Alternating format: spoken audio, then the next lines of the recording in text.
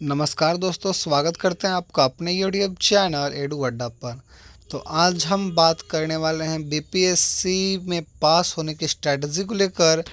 यह आपके लिए एक वरदान साबित होने वाला है। आज का जो वीडियो है आपके लिए एक वरदान साबित होने वाला है, इसलिए क्योंकि बीपीएस में पास होने की स्ट्रैटेजी के साथ साथ मैं आपको बताऊंगा स्टेप बाय स्टेप कि आप टॉपर की तरह कैसे पढ़ते हो।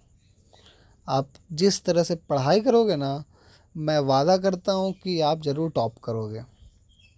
तो चलिए हम डिस्कस करते वाले हैं इसमें कि बीपीएससी में पास होने की स्ट्रैटेजी किस तरह से टॉप करना है। तो अगर आप हमारे चैनल पर नए हो तो चैनल को सब्सक्राइब करके बेल आइकन को प्रेस कर दीजिएगा। डिस्कस करते हैं आज बीपीएससी को लेकर कि बीपीएससी की तैयारी कैसे करें। तो अगर आप बार बार असफल हो रहे हो तो ये वीडियो आपके लिए लाइफ चेंजिंग साबित हो सकता है। अब बात करते हैं कैसे। तो आज हम जानेंगे कि बीपीएससी टॉपर्स क्या पढ़ते हैं, कैसे पढ़ते हैं और किन बातों को फॉलो करते हैं जिससे उनका सिलेक्शन हो जाता है पहले ही अटेम्प्ट में।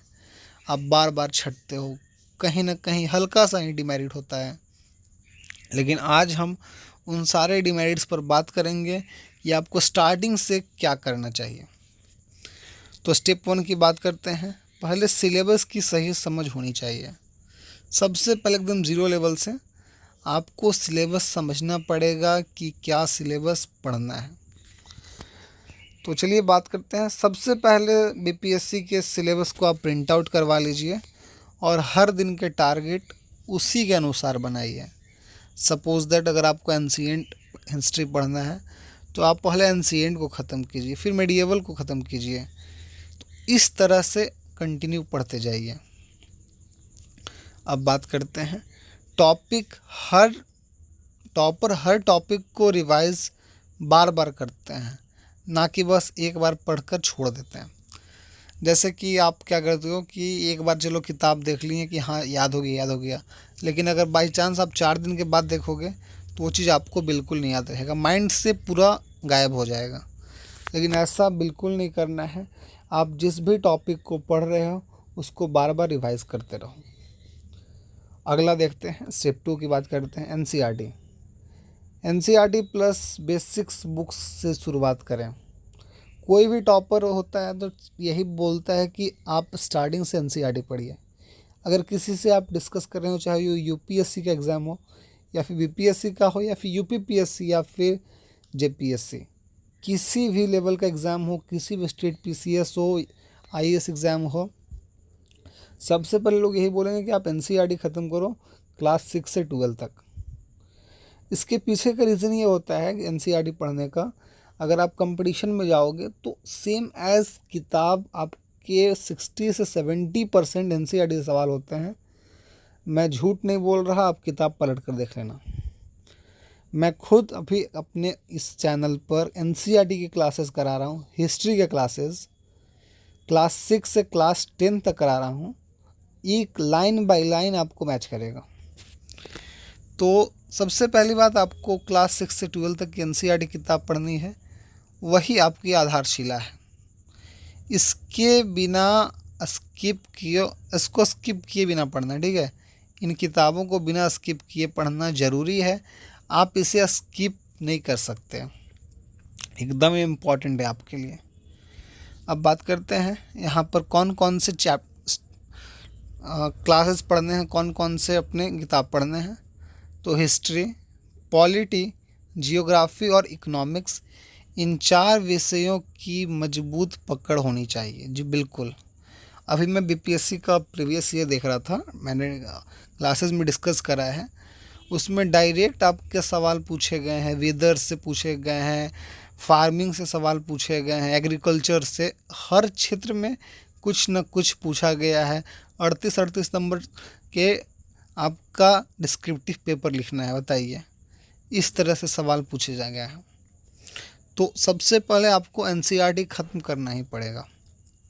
अब आगे बात करते हैं, हम टाइम टेबल की बात करते हैं। टाइम टेबल बनाना फॉलो करें। टाइम टेबल किस तरह से बनाना है, क्या करना है, सब बातें यहाँ पर करते हैं।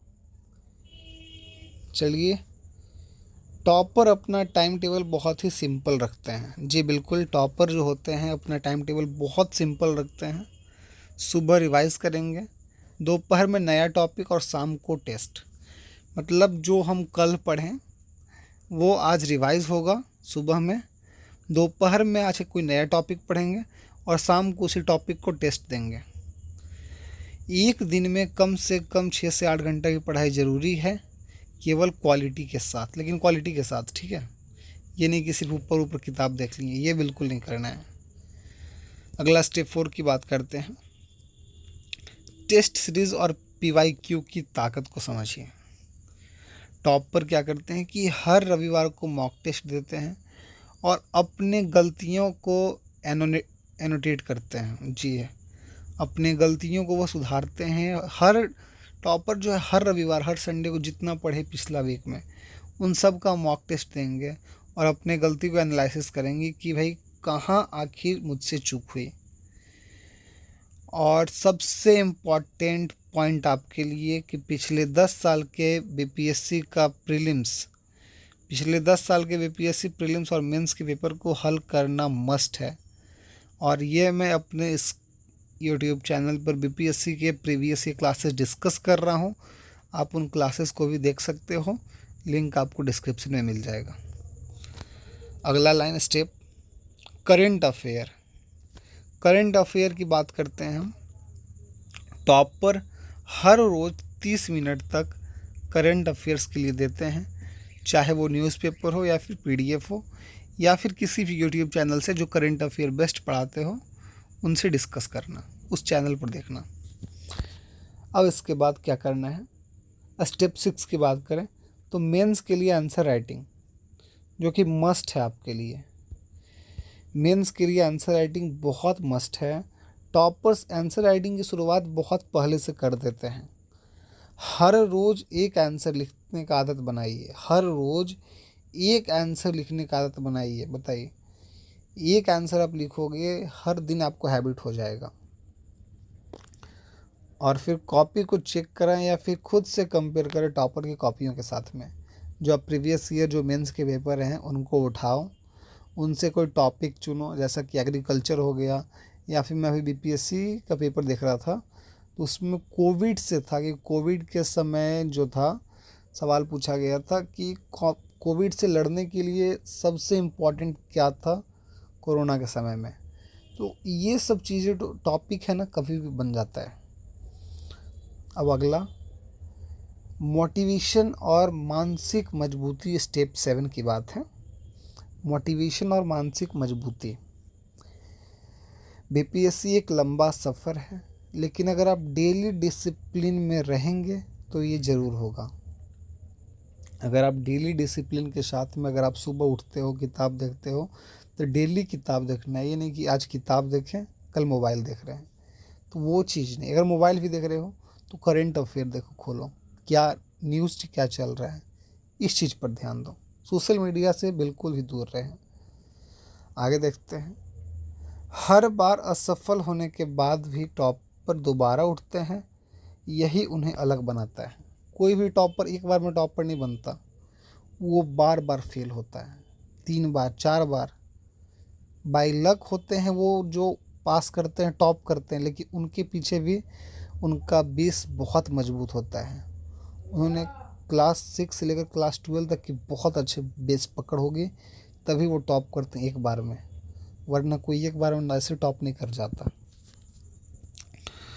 और अगर आपने ये डिस्कशन अगर यहाँ तक देखा है तो अब देर मत कीजिए, आज ही अभी से कॉपी उठाइए और अपने प्लान को बनाइए। जो पिछला किए वो भूल जाइए, जो पीछे आपने जिस तरह से पढ़ाई करी वो सब भूल जाओ। कॉपी उठाओ, सिलेबस को देखो कि क्या सिलेबस से रिसेंट में क्या पूछे जा रहे हैं, हर चीज़ को देखो और डिस्कस करो।